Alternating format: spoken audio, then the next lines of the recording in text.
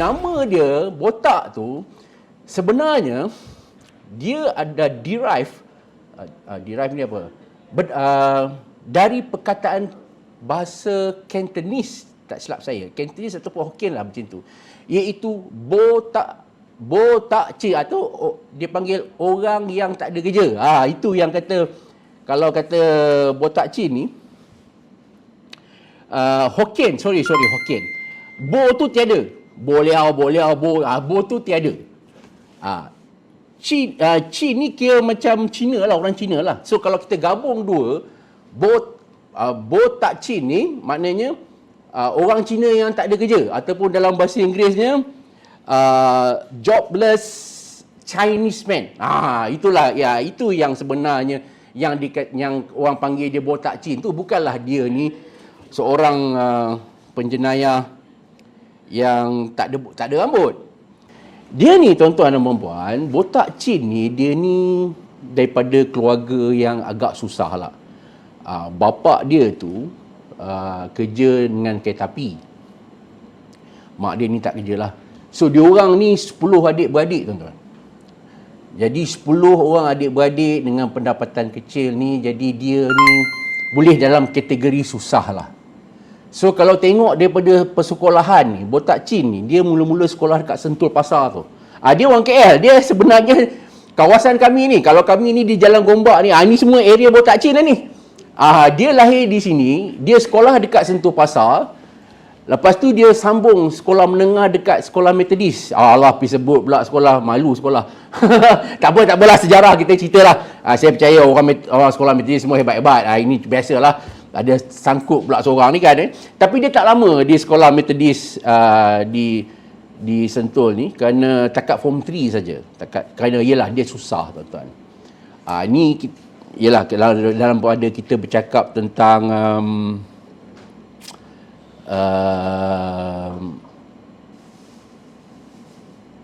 orang-orang yang ada sikap yang negatif ni, sometimes kita kena tengok sikit lah apa yang mendorong mereka menjadi begitu. So kalau kita cakap pasal latar belakang botak Chin ni, memang dia daripada keluarga susah. So dia bersekolah pun sampai tingkatan 3. Kemudian dia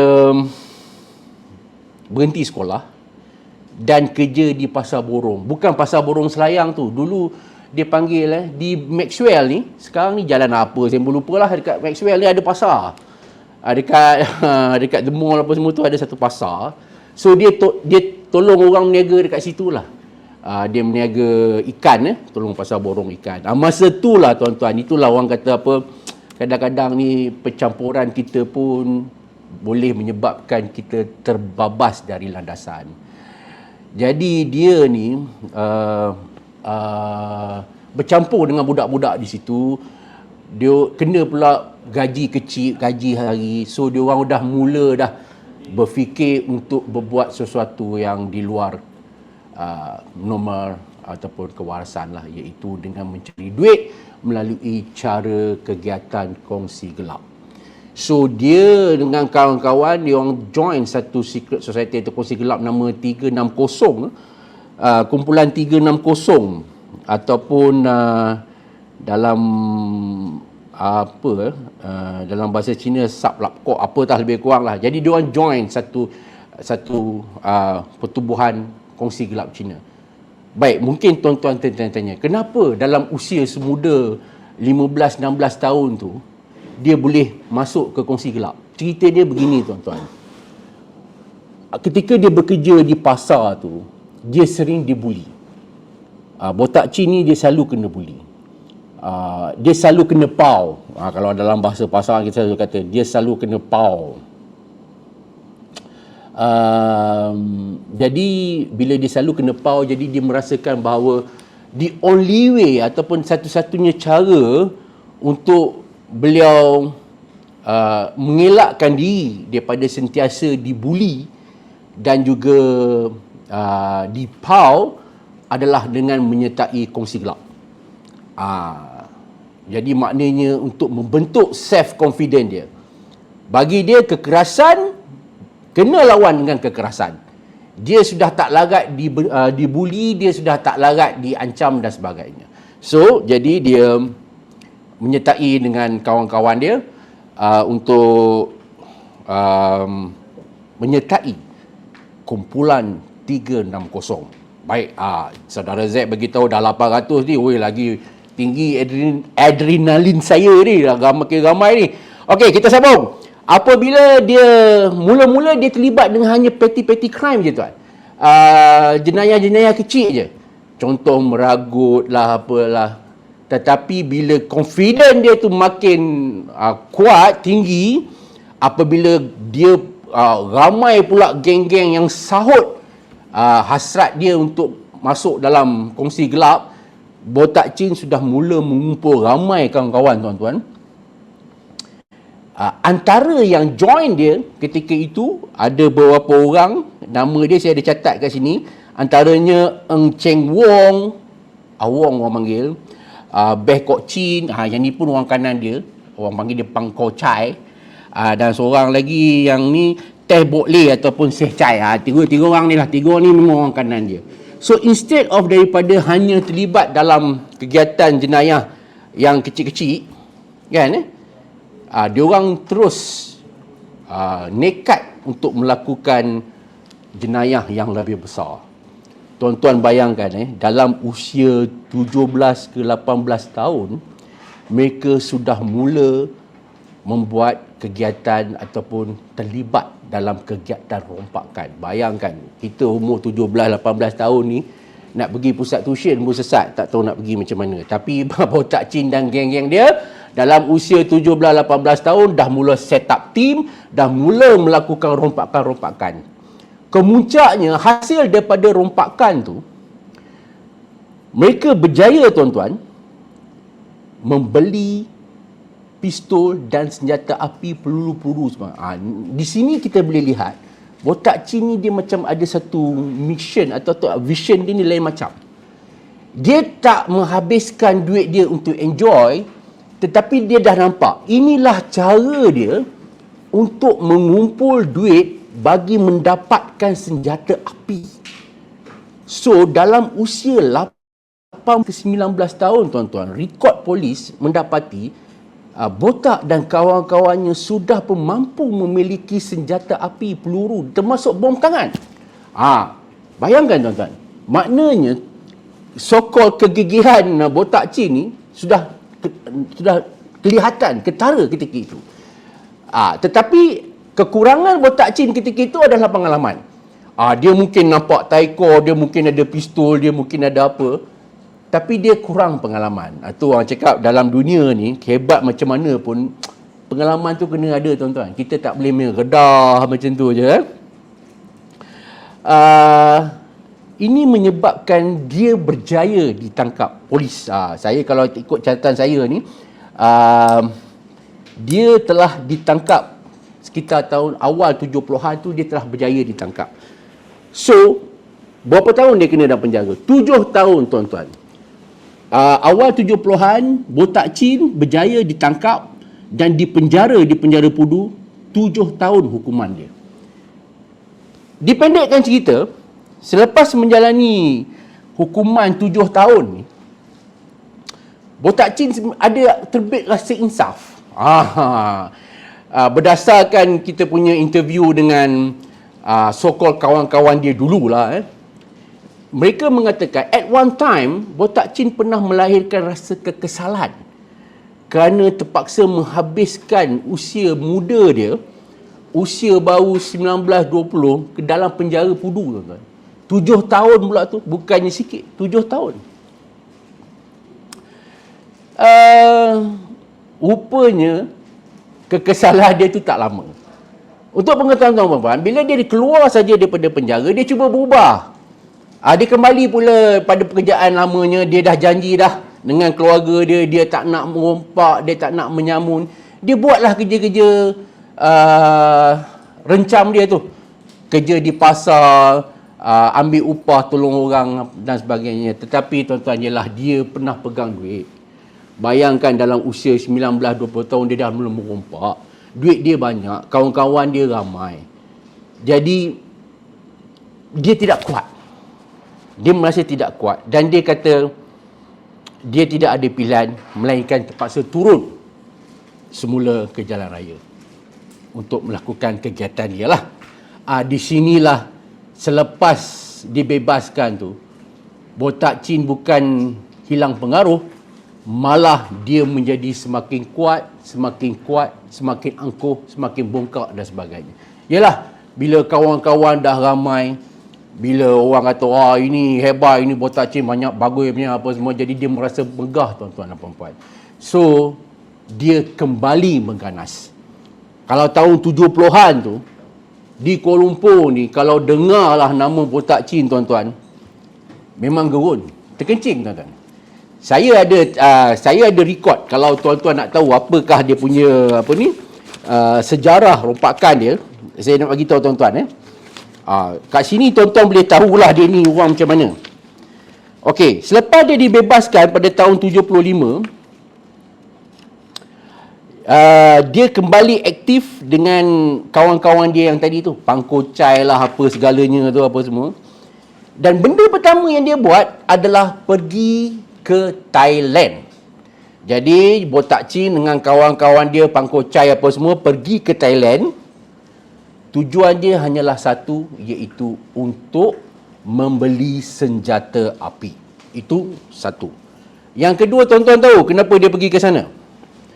Dia pergi ke sana kerana dia mendapat tahu ada kuil ataupun tok bomo di Thailand yang boleh membekalkan mereka tangkal kebal. Itulah tujuan dia ke Thailand ketika itu dalam tahun 75 tu. Dia pergi ke sana selain daripada untuk mendapatkan senjata api, tetapi juga untuk mendapatkan tangkal kebal. Untuk pengetahuan tuan-tuan dan puan-puan, rekod polis menunjukkan Botak Chin ni dia akan pakai 3 tangkal. Satu di leher dia. Di leher dia. 2 tangkal lagi dia akan lilit di keliling pinggang dia.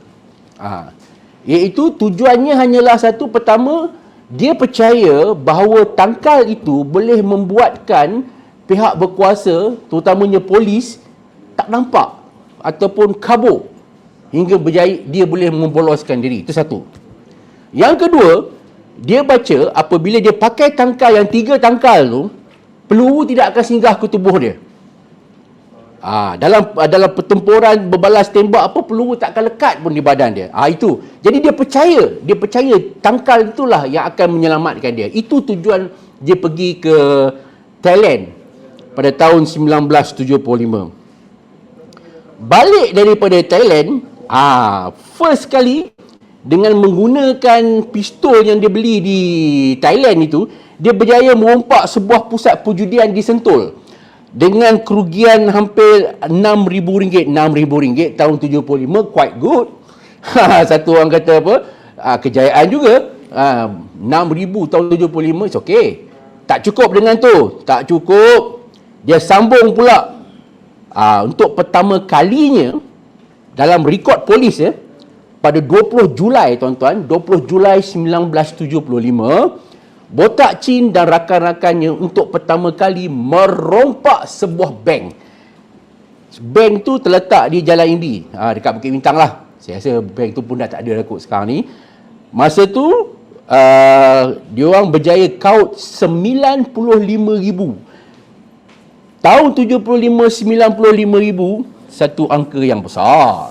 Baik, sebelum kita pergi lebih lanjut, okey, saya ambil dulu soalan. Apakah perjuangan Botak Chin dan apa motivasi dia? Saya jawab dulu. Tadi saya ada sebut yang memotivasikan dia untuk terlibat dalam jenayah ni, tuan-tuan. Pertama adalah kemiskinan. Dia memang bercita-cita untuk membebaskan bukan saja keluarga dia, tetapi juga masyarakat di kampung dia itu daripada kemiskinan. Itu yang memberi motivasi untuk dia. Tetapi perjuangan dia tu dalam dunia jenayah ini adalah kerana dia sendiri adalah mangsa jenayah ketika remaja. Macam saya, kalau mana yang baru masuk ni, macam saya cerita tadi, pada awal-awalnya tu, dia sering dibuli. Ketika bekerja dekat pasar borong tu, dia sering kena pau. Jadi untuk menjawab soalan tuan yang bertanya ni, apakah perjuangan dan motivasi Botak Chin ni, jawapan dia itulah. Dia hendak membebaskan diri dan masyarakat kampung dia tu daripada kemiskinan. Pada masa yang sama, dia ingin membalas dendam terhadap ketidakadilan yang berlaku terhadap dirinya. Itu dia ada manifesto pada Cik Najib. Betul Cik Najib, dia Botak Chin dah ada manifesto Cik Najib. Bukan orang politik je ada manifesto. Okey, berkenaan dengan rompakan tadi, saya dah cerita tadi, dia dah start rompak bank. Kemudian bukan saja rompak bank, kering tak keringnya hati Botak Chin ni, dia rompak kuil tempat ibadat orang Cina, which is satu yang jarang berlaku lah kan, macam kita lah. Memanglah berlaku orang kita yang rompak, yang curi duit tabung surau dan sebagainya, tapi jarang, taklah banyak. Begitu juga dalam masyarakat komuniti dia orang ni, memanglah ada yang pecah masuk kuil, tapi apa yang dilakukan oleh Botak Chin ni bukan sekadar dia pergi ambil duit tabung tuan, dia pergi rompak kuil tu dekat jalan kolam air. At one time, jalan kolam air tu kat setapak dia, dekat sini dah. At one time, bila dia kekurangan senjata api, dia pergi tahan pula polis tuan.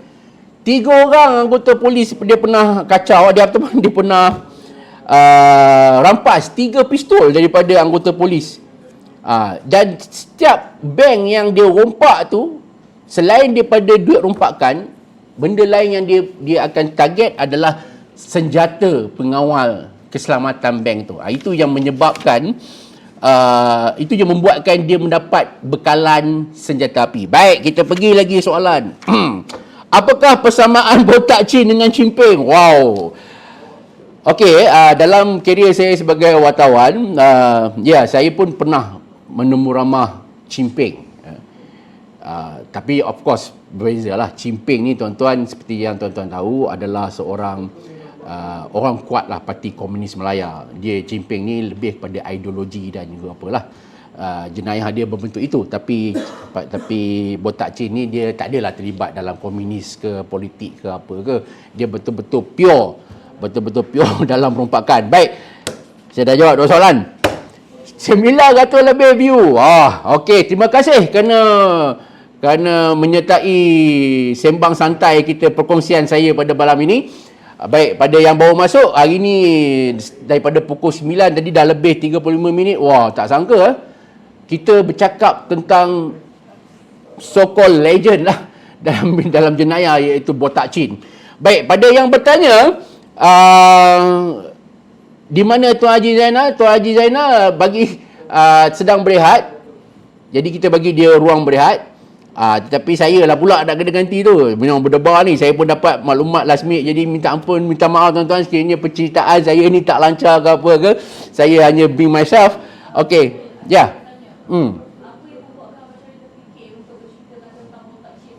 Oh, okey. Kenapa? Sebenarnya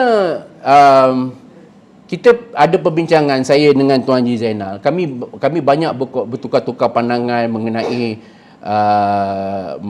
trend jenayah masa kini apa semua. Tetapi bila bercakap pasal jenayah ni, Tuan Haji Zainal berkata kat saya, kita tak boleh tidak sentuh pasal Botak Chin. Sebab lama sebelum kita bercakap tentang Mat Komando, sebelum kita bercakap tentang geng M16, sebelum kita bercakap tentang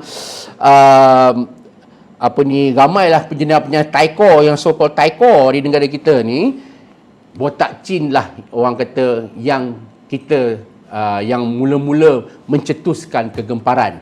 So, bila malam ni bukanlah kita kata nak kena jadi Botak Chin, tak. Maknanya kebetulan pula sebagai wartawan jenayah, saya ada akses. Saya dah menemu bual pegawai-pegawai yang terlibat. Sebab sebagai wartawan kita kena buat in-depth. Kita tak boleh hanya sekadar menulis begitu saja. Kita kena interview. Dan saya dah pernah bersemuka dengan mereka yang terlibat ataupun mereka yang rapat dengan Botak Chin. Saya juga pernah menemu bual pegawai penyiasat, mereka yang terlibat dalam tembak-menembak dengan Botak Chin. So bila kita kumpul maklumat, kita kaji, kita buang, kita tapir dan sebagainya, ini benda yang kita dapat lah. Maknanya I can say apa yang saya sebut pada tuan-tuan perempuan ni, boleh dikatakan hampir tepat lah. Nak kata tepat sangat mungkin bid'ah pula tak, sebab benda tahun 70-an dah lama dah kan. Tetapi bila kita cantum, kita gabung, kita tolak, kita bahagi apa semua, bila inilah benda dia. Dan benda ni memang diperakui oleh pihak polis lah tentang apa yang saya sebut ni. Okey. Nak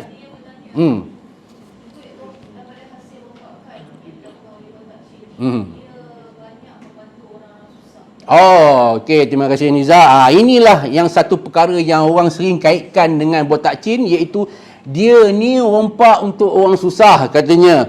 Dalam bahasa lebih mudah, dia ibarat Robin Hood.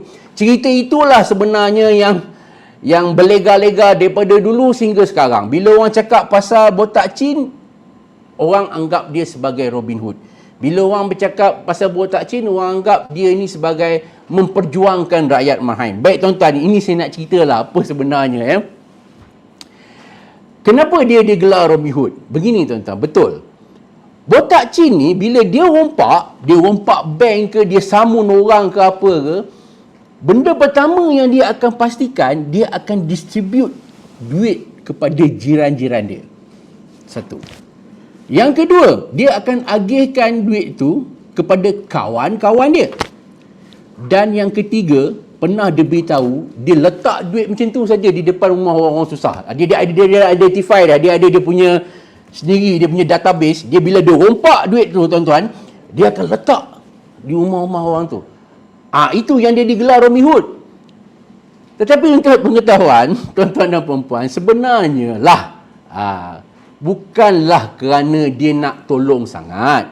Untuk pengetahuan tuan-tuan, daripada sejumlah besar dia rompak tu, katalah 1,000, dia spend lah kot dalam 100 untuk bantu orang susah ni. Tetapi 90% ataupun 80% tu dia sapu kat dia lah. Tapi tuan-tuan nak tahu tak, apa sebenarnya, kenapa motif sebenar dia buat macam tu? Tuan-tuan, botak chin buat begitu kerana istilah je, dia nak payung kawan-kawan dan juga jiran-jiran dia supaya mereka ini dapat memberi maklumat kalau polis hadang. Itulah tujuan dia bagi. Dia bagi kat jiran dia, dia bagi kat kawan-kawan dia, dia bagi dekat orang keliling dia. Jadi, dia sudah ketika itu dia dah pasang kaki dah istilah dia.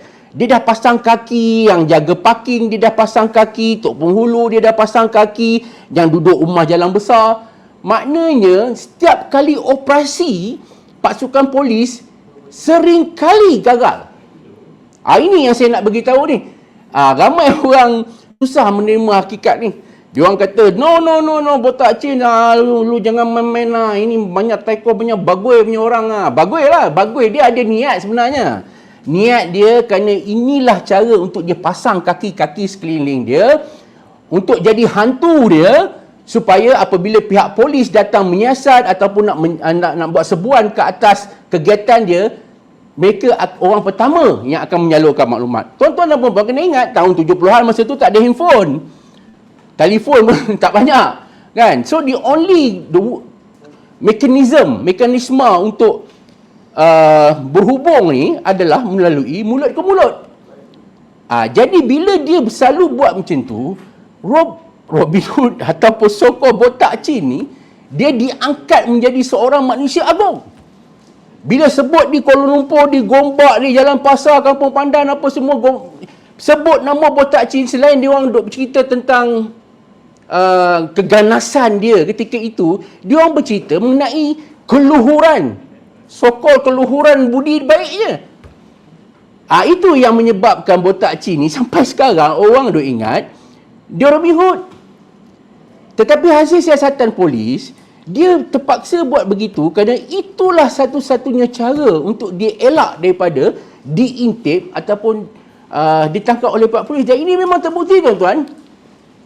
Punyalah hebat manusia bernama botak chin ni, dan punyalah ramai anggota polis detektif yang hebat tahun 70-an di IPK Kuala Lumpur tu, tiap-tiap kali operasi mereka gagal menemui beliau.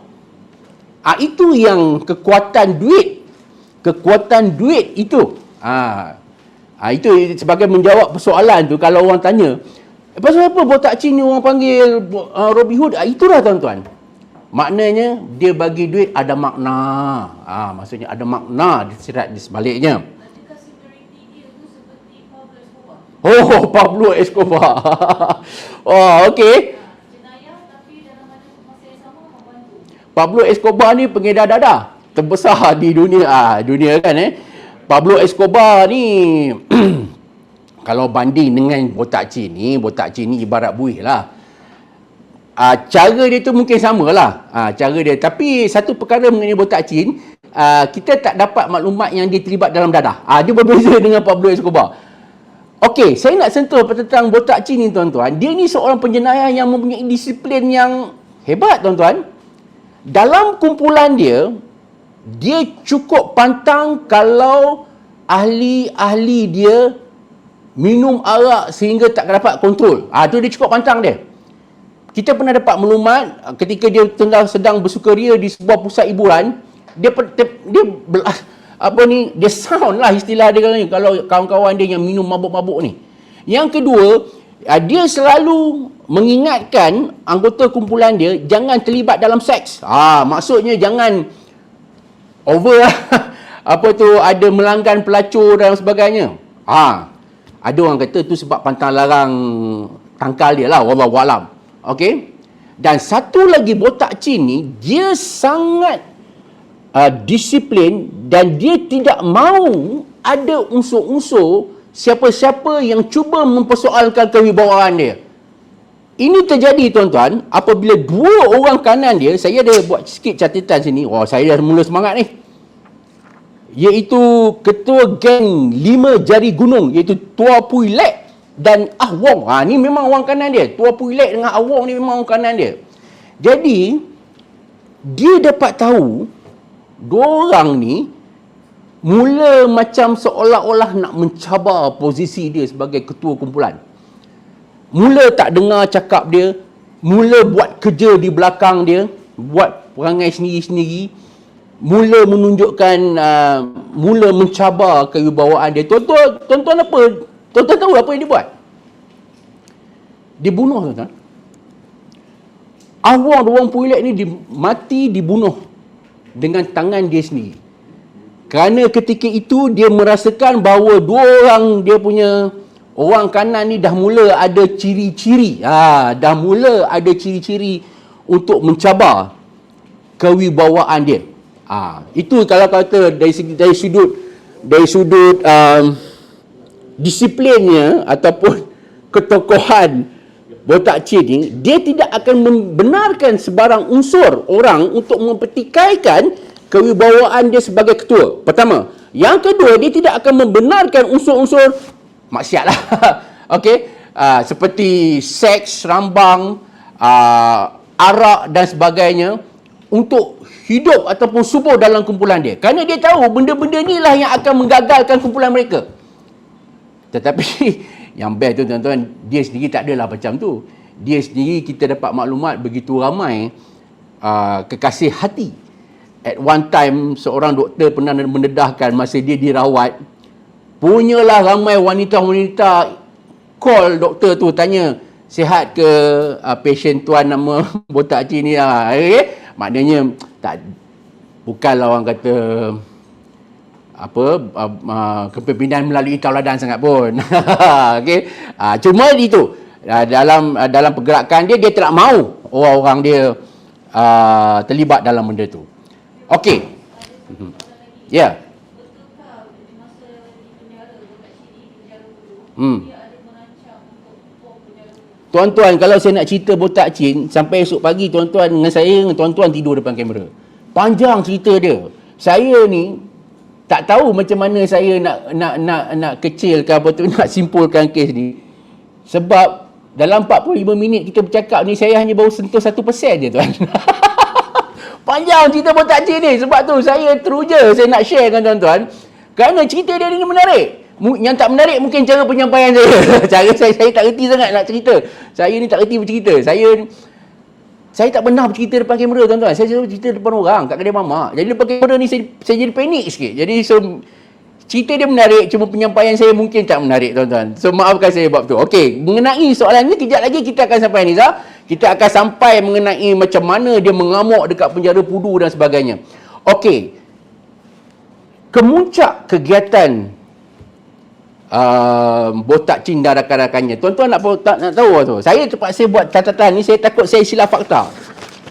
Yang paling mengejutkan, tuan-tuan dan puan-puan, pada 26 Oktober 1975. Mungkin ada yang dah lahir ataupun mungkin ada yang tak lahir.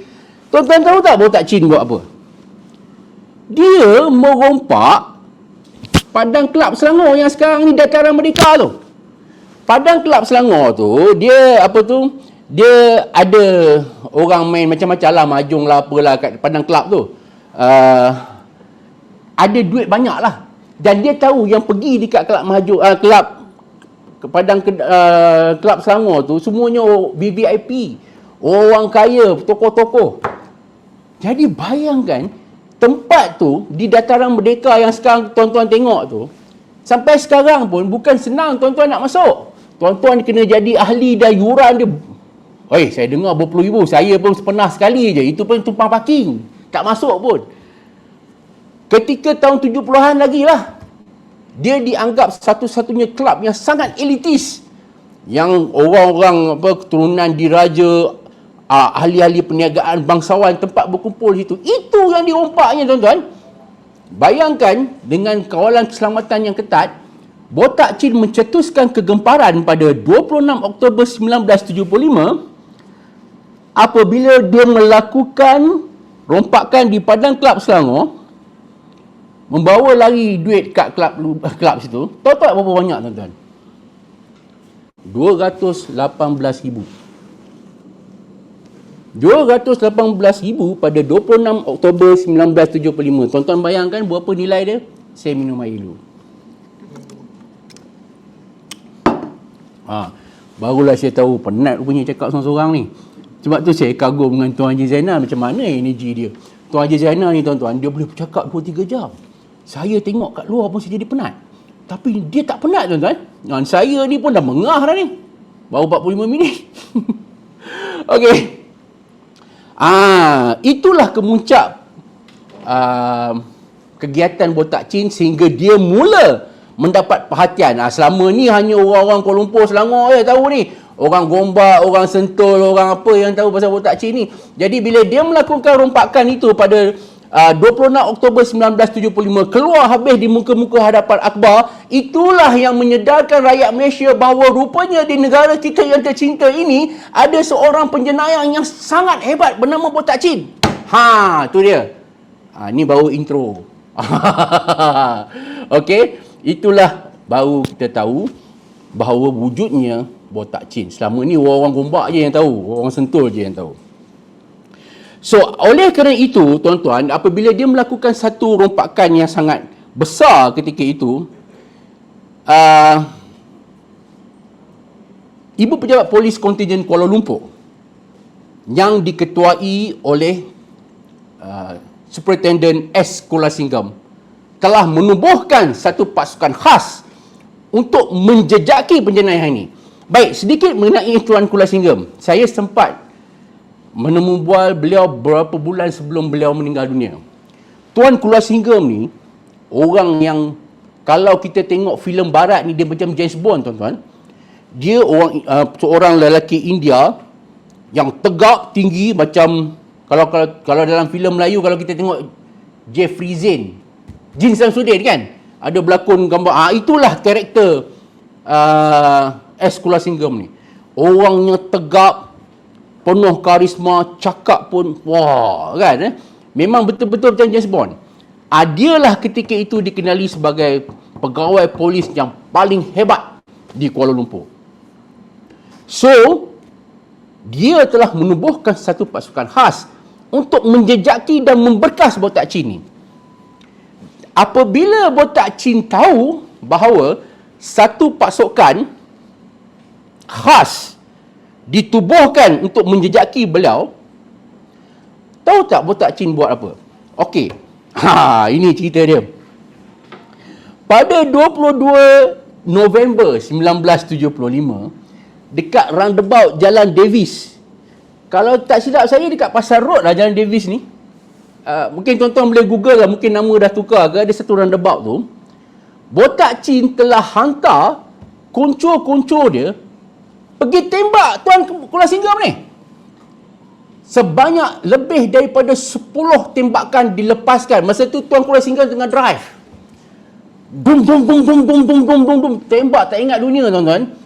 Bayangkan, jarang, mungkin saya rasa tak pernah terjadi lah selain pada komunis lah di Malaysia ni, yang penjenayah tembak memang niat nak tembak polis. Selalunya bila berlaku orang kata apa, berbalas tembak dan sebagainya, barulah ni. Tapi ni memang Botak Chin dah pasang niat nak bunuh seorang ketua polis. Nampak ganas tak ganasnya Botak Chin ni. 11 tembakan paling kurang dilepaskan ke arah kereta yang dibawa oleh Tuan Kuala Singgam ni. Tuhan menyayangi dia, dalam pada 11 tembakan tu hanya satu peluru yang berjaya tembus dan menembusi tubuh Tuan Kuala Singgam. Tapi tuan, itulah orang kata, walaupun satu peluru, kecederaan tu hancur tuan. Limpa Tuan Kuala Singgam ni, dia punya paru-paru lah apa semua hancur. Paru-paru bukan paru-paru hancur, maknanya dia punya luka lah. Tapi kecederaan yang pendek kata sangat parah lah. So dalam keadaan berlumuran darah tu, Tuan Kuala Singgam berjaya drive kereta slow-slow, kan? Dia pergi ke Balai Polis Ceras. Sekarang IPD Ceras yang dekat Yombik kat Ceras tu, kat Taman Maluri tu. Itulah. Baik, daripada situ saya rasa tak jauh. Dia berjaya bawa, kan, dah pergi, dia sampai kat Balai Polis tu, dia berlumuran darah. Okey. Sebab itu bila cerita Botak Chin ni dia lain macam sikit. Saya rasa belum ada lagi cerita penjenayah yang punya teruk seperti Botak Chin ni tuan-tuan. Dia pergi tembaknya ketua polis. Tapi umur Tuan Kuala Singgam ni panjang. Dia survive dalam tembakan tu. Tapi iyalah, bila saya berbual dengan Tuan Kuala Singgam, dia kata, Syariah, you want to know, almost 2 months tau, I kena rawat di, masa tu dikenali sebagai Hospital Besar Kuala Lumpur, HKL lah. Okay? 2 bulan. Sebab Botak Chin ni tembak dia. So apabila ini orang kata, kalau tuan-tuan pernah dengar Esprit Corps ni ataupun semangat berpasukan, apabila polis dapat tahu bahawa pegawai mereka ditembak, satu lagi pasukan khas ditubuhkan untuk menjejaki kumpulan Botak Chin. Tak tahu pasukan ni dikenali sebagai apa? Dikenali sebagai The 12 Magnificent. Saya terpaksa sebut nama ni sebab jarang kita pernah dengar cerita ni. Ni saya nak cerita pada tuan-tuan dan puan-puan. So, polis telah menubuhkan sebuah pasukan khas yang dikenali sebagai The 12 Magnificent, yang dianggotai oleh 12 orang pegawai polis terbaik di Kuala Lumpur ketika tu. Paling dahsyat punya polis dikumpulkan seramai 12 orang untuk memburu Botak Chin. Mereka ini, kalau saya boleh sebut, kejap tuan-tuan, saya sebut, saya ada buat sedikit catatan ni sebab saya telah menemu nama beberapa orang daripada mereka. Okey, ia seperti ASP Edward Gu Poi Chin, iaitu, dan juga ASP Kenny Woodworth, bekas pemain terkenal negara Bahwandi Hirara. So ada 12 orang. So bila saya tanya, saya interview Tuan Kenny Woodworth, dia macam Mak Saleh tapi dia serani lah. Apa yang dia orang buat? Dia orang kata, sebaik saja kami tahu bahawa pegawai kami ditembak, kami telah menubuhkan satu pasukan khas yang dipanggil, orang media masa tu panggil dia orang 12 Magnificent. 12 orang hebat. Sebenarnya bukan, tapi bagi dia orang bukan 12 Magnificent, tapi Dirty Dozen. Kerana bagi dia orang, memang dia orang betul-betul kotor masa tu. Sebab apa? Sepanjang hampir 2-3 minggu dia orang tak balik rumah. Siang malam kerja dan pernah seminggu tak mandi. Kena kerja ramai-ramai sebab nak memburu Botak Chin ini. Itu bila dia beritahu pada saya, apabila pegawai kami tuan Tuan Kulai Singgam kena tembak. Kami rasa ini, kami sudah begitu marah. Kami dah tak dapat mengawal kemarahan kami. Kami nekat untuk memburu botak cin ni sampai ke liang lahat. Tu cerita dia. Jadi, apabila kumpulan ini ditubuhkan, so siasatan tu menjadi 24 jam. Semua tenaga kerja ditumpukan untuk memburu botak cin. Kemuncak dia, ini saya cerita kemuncak dia, saya ni bila nak cari ni semua tak jumpa. Tadi jumpa.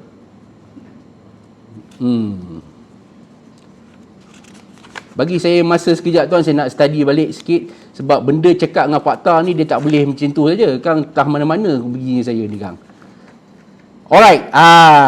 Kalau saya boleh sebut sikit dalam bahasa Inggeris tuan Tuan Kenny ada pernah mengatakan, police quickly form a special hit squad after that. I was drafted into the team together with DSP Gilbert Ang, ASP M. Rajalingam, ASP Lim Meng Au, ASP Chua Leng Ki, Inspektor Bawan di Hirara, Inspektor Poh Kim Hock, Detektif Sarjan Chong Kong Hua, and Detektif Corporal Leong Si Fok. Saya sebut nama diorang seorang-seorang ni tuan-tuan dan puan-puan. Kerana saya rasa saya perlu mengangkat nama mereka. Anda mungkin tidak pernah mendengar nama 12 orang pegawai polis ini. Tetapi kesempatan yang diberikan oleh Garasi TV ini, untuk pertama kalinya, saya ingin menyebut nama-nama mereka. Saya ulang kembali. DSP Gilbert Ang, ASP M. Rajalingam, ASP Lim Meng Au, ASP Chua Leng Ki, Inspektor Bawandi Hirara. Yang ni tuan-tuan mungkin pernah dengar. Okey. Detektif Sarjan Chong Kam Hua dan Detektif Corporal Leong Si Fok. Mungkin ramai tanya, tak ada orang Melayu ke? Bukan. Mungkin nature ketika itu botak cin terlalu ganas dan dia mempunyai hantu-hantu di kalangan masyarakat Cina dalam komuniti itu. Jadi mungkin lebih mudah untuk berurusan dengan ni. Sebab botak cin ni dia, kawan-kawan dia ni ramai orang Cina dengan orang India. Dia tak begitu mempercayai orang Melayu, mungkin wallahualam. Jadi pasukan 12 tu memang ditubuhkan khas untuk memburu botak cin. So kemuncaknya pada Februari, lebih tepat lagi 16 Februari 1976,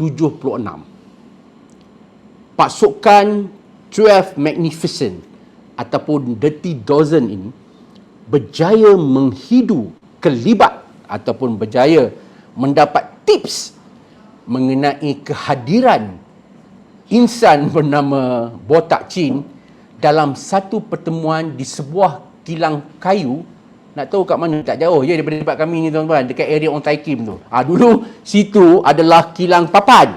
Di situlah tempat berkumpulnya botak cin dan rakan-rakannya. Nama kilang tu Soming ke apa? Kalau apa nama kilang tu? Kilang papan tu. Kejap saya cek tuan-tuan.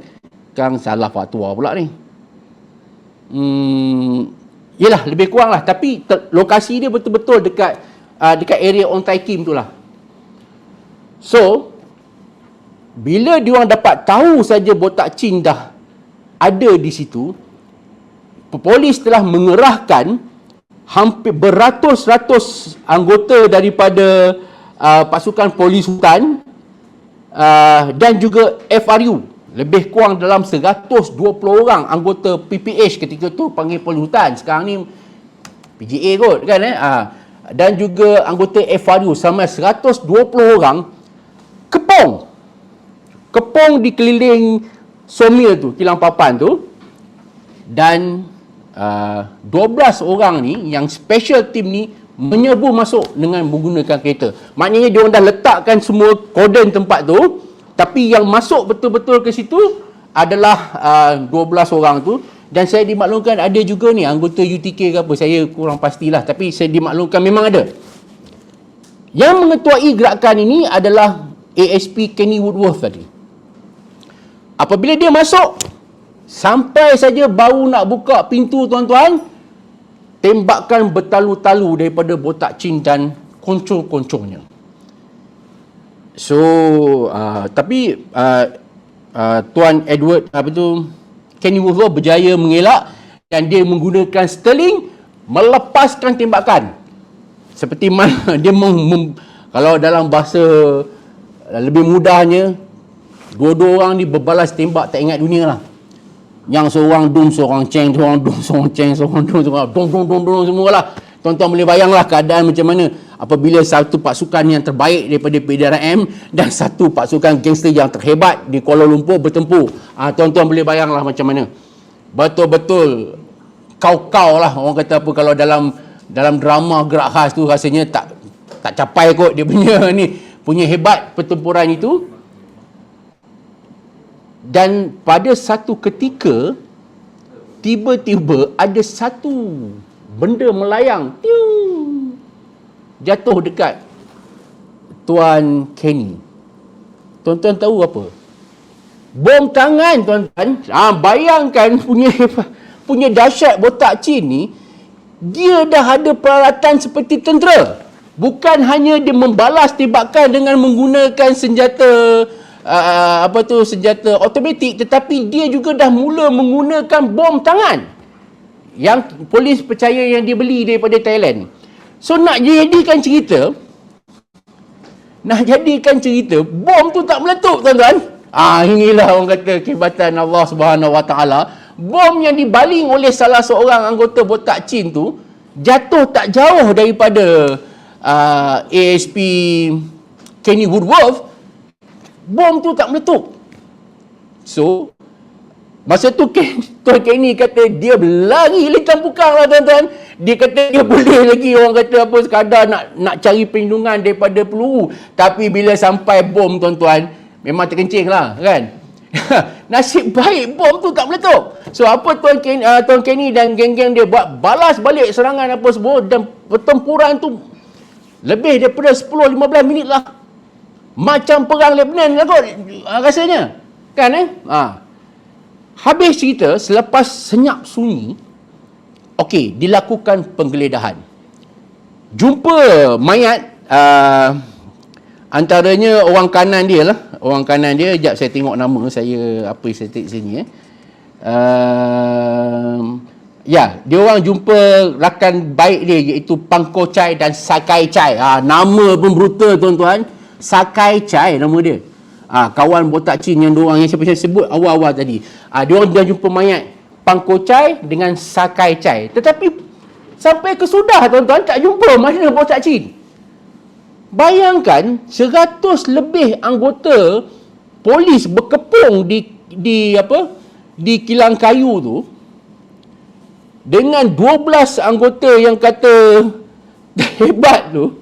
Saya tengok ketawa. Ada orang bagi komen, "Tantah merecul." Saya tak boleh tengok ni komen ni, nanti saya tergelak. Saya ni suka gelak, tuan-tuan. Kalau tuan-tuan bagi komen-komen yang lawak-lawak macam ni, saya tak boleh cerita, saya nanti gelak. Okey. Bom kena scam. Bom kena scam ada. Dahsyat. Okey. Sambung. Dah buat penggeledahan, mayat orang lain jumpa, botak cin tak jumpa. Ini dah mula. Sebab tu ramai orang kata botak cin ni bukan sebarangan penjenayah.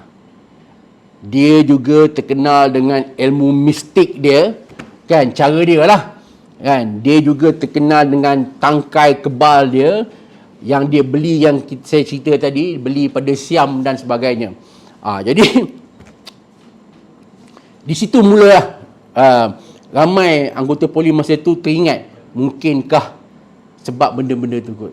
Tuan-tuan pun tahu apa jadi. Sampai ke sudah, tuan-tuan, tak jumpa botak cin. Mana dia pergi pun tak tahu. ASP Kenny Woodward dah balik balai pun. Masa tu dia orang dah macam kecewa lah. Macam mana botak cin boleh tak ada ni? Punyalah tembak sakan, siap baling bom lah, apalah. Dengan 100 lebih anggota polis cordon tempat tu. Sampai ke sudah, botak cin tak sampai. Botak cin tak ada, tak jumpa. Lepas tu ada seorang pegawai kata macam ni lah. Apa kata kita pergi balik tempat tu, kita check balik. Kok-kok lah dia terselit je lah, mana ke, jatuh longkang ke apa ke. Jadi sekejap tuan okey. Lepas tu dia orang pergi balik. Dia orang pergi cek-cek tuan-tuan, akhirnya dia orang nampak satu susuk tubuh di bawah puing-puing kayu. Tengah mengerang kesakitan. Dia orang pun pergi, dia orang alih kayu jalan. Berpegang pun kat kilang kayu lah tuan-tuan kan, takkan besi pula.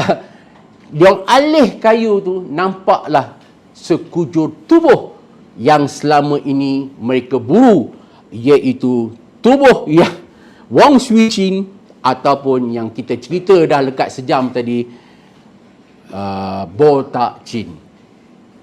Ketika ditemui, dia sempat lagi mencabar anggota polis. Apa pasal mau gali saya? Tembak saya kasih mati mah. Itu ayat dia. Dia kata tak payah tangkap-tangkap, tak payah gali, tembak aja dia. Kalau betul-betul tak suka dekat dia, anggap dia dulu tembak saya sekarang. Tapi yalah polis pun ada juga dia punya peraturan apa semua. Orang dah menyerah diri, orang dah macam tu kan. Jadi Tuan Kenny cakap dengan dia. Tuan Kenny beritahu saya, walaupun hati kami ni sakit, walaupun hati kami ni marah kerana perbuatan Botak Chin ni termasuk menembak pegawai kami, tapi kami masih lagi profesional. Saya cakap dekat Botak Chin, bukan saya lah, Tuan Kenny tu cakap, kalau you rasa you tak bersalah, kita jumpa di mahkamah. See you in court. Botak Chin kata, apa mau buang duit? Apa mau buang masa? You tembak saya sekarang. No. You sekarang dalam tangkapan kami, apa-apa kita jumpa di mahkamah. Nampak tak betapa dahsyatnya kredibiliti dan profesionalisme yang dimiliki oleh pegawai polis kita. Walaupun depan mata ni dah ada dah manusia yang memang diorang bahasa Pening orang nak tahu lah kan tapi masih lagi berpegang pada seorang itu didapati tidak bersalah sehingga dibuktikan perbuatannya itu di mahkamah. Itulah cerita dia. Baik tuan-tuan, rasanya dah 1 jam kita bercerita tentang Botak Chin. Macam mana Izal view kita? Okey, pecah dekat. Okey. Terima kasih tuan-tuan dan puan-puan. Saya rasa kita buat part 1 part 2 lah kot Izal. Kan kita nak terus? Okey, sikit lagi saya ambil soalan daripada mereka yang menonton di luar sana.